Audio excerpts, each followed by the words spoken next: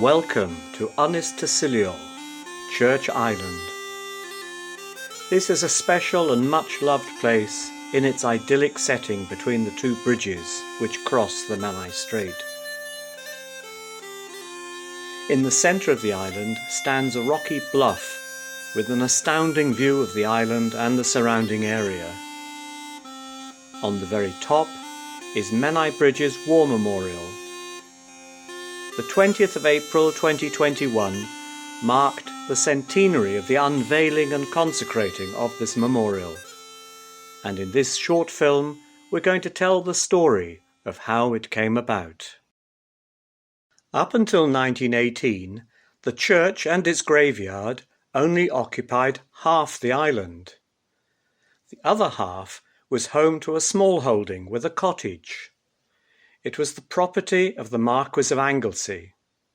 But in 1918, the Marquis donated it to the church, and the land was consecrated for use as a burial ground in August 1918. The local newspaper described the ceremony with the Menai Bridge town band, a choir, robed clergy, members of the Urban District Council and the general public all processing around the perimeter path, singing the well-known Welsh hymn, Bydd Myrdd o Rhyfeddodau. It must have been a remarkable sight.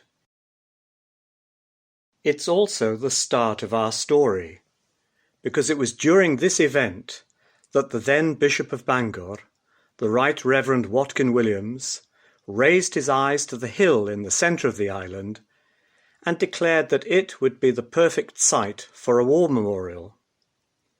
This was 6 months before the end of the war, but it shows that people were thinking ahead.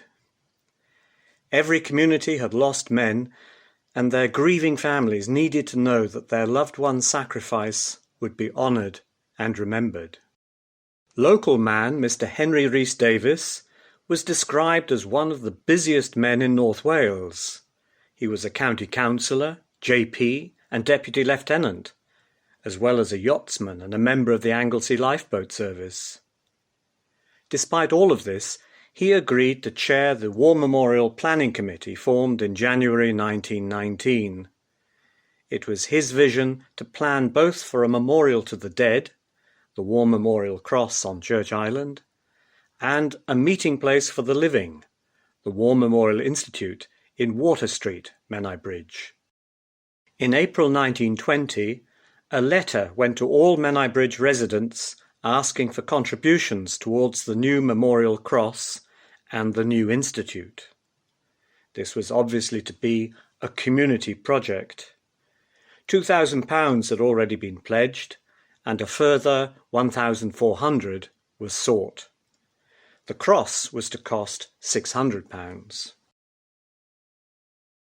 The architect chosen to design the Memorial Cross was Henry Harold Hughes, who had a practice in Bangor and was architect to the Bangor Diocese. His own war experience with the British Army and the French Red Cross at Verdun may have influenced his desire to gain the commission to design the memorial. He died in 1940 and was buried on Church Island. His own memorial is a mini version of his War Memorial Cross. The memorial consisted of a square base and step, a plinth with rounded sides, and a tall infilled Celtic wheel cross. Inscriptions were added on the 4 sides of the plinth in black lettering.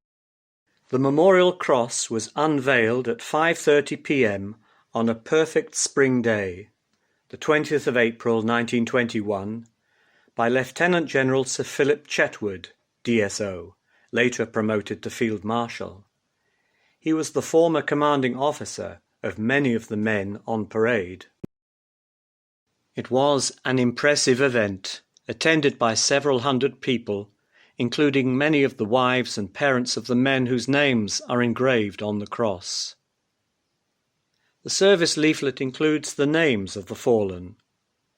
An eyewitness account says, "There were on parade about 100 ex-servicemen, many who served under Sir Philip in Palestine and Sinai, Later, they were entertained to tea at the old council school and were addressed by the General. The second part of Mr. H.R. Davis's vision was to build a meeting place for the living, but it wasn't until the 8th of January 1927 that the Menai Bridge War Memorial Institute was declared open. It was recorded that the doors were wide open to welcome back all those who had offered themselves for their country. The new institute would be associated with the memory of the men of Menai Bridge who had made the supreme sacrifice.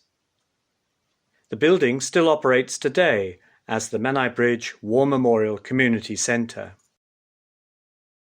The names of those who lost their lives in the Second World War were added to the step at the base of the War Memorial, and a further unveiling took place on Armistice Day, the 11th of November 1950. The unveiling was performed this time by two women who had both lost two sons in the recent war. There were many Menai Bridge families who lost loved ones, but there was one family who lost one son in the First World War and then another in the Second. Owen and Elizabeth Ellen Jones lived off Wells Street in Menai Bridge. Their elder son, Robert Jones, served with the 19th Battalion of the Royal Welsh Fusiliers and was killed in action on Friday the 28th of September 1917, aged 18 years, and is buried in France. His younger brother, Roderick Jones, died of wounds in Italy on March the 16th, 1944. Both brothers are remembered on the War Memorial and on the headstone of the family grave. The grave carries the following verses in memory of Robert. Somewhere in France, in a soldier's grave, lies our dear son amongst the brave. Only those who have lost are able to tell the grief for one we loved so well. The names on the War Memorial are read out every year as part of the Remembrance Sunday service. And in reciting the names, we remember the fallen as real people, people who were much loved and much missed. Let us take a moment now to reflect as we look at the names of the Menai Bridge fallen from the two world wars.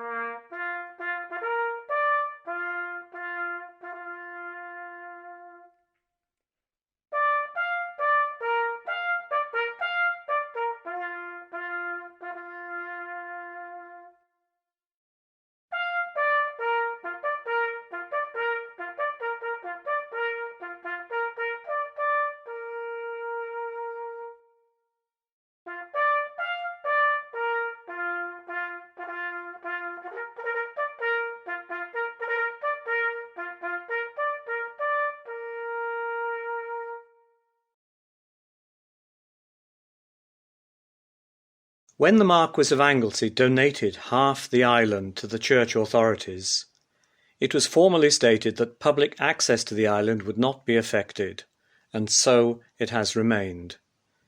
In the 100 years since the unveiling of the War Memorial, the general public has continued to visit this very special and peaceful place.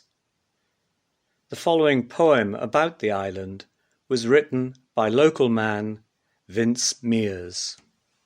Upon the waters of the strait the memories go floating by and lap around the island shore, where good Saint Tacilio first built his hermit cell to live in prayer and solitude long centuries ago. So much has changed, so much remains the same. Where once a hermit's home now stands a simple church. Where once a garden and a field, now rest the hopeful dead beneath the grass and stone. And rising from the highest rock, a cross of stone stands watch, memorial to souls of those who came not home from war. But still each day the sun does rise, the moon and stars still shine, the birds still fly and cry, and heaven sheds the tears of rain to wash away our pain.